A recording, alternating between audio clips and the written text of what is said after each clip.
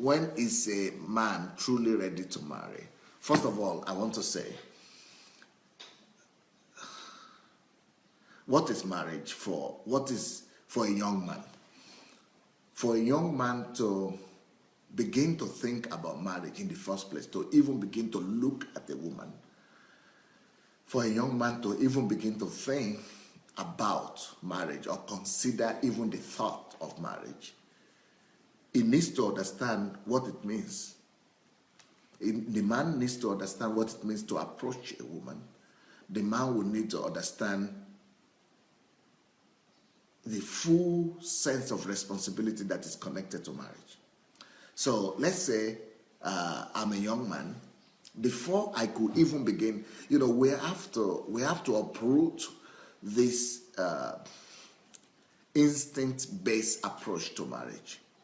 Unfortunately, many people approach marriage as if the only thing you need for marriage is to attain the marriage age.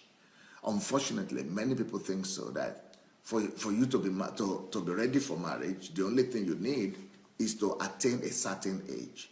Well, I want to debunk that, and I want to refute that and say that that is the most foolish step anybody could ever take, to go ahead to marry or to entertain the thought of marriage or contemplate marriage only because of you've reached a certain age or not.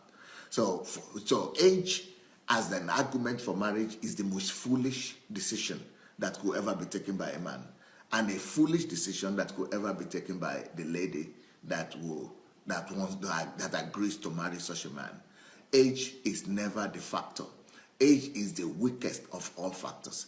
Because you could be 20 years old or 30 years old or 40 years old and still not be prepared for marriage.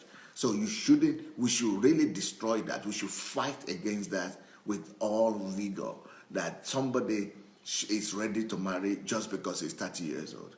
Never.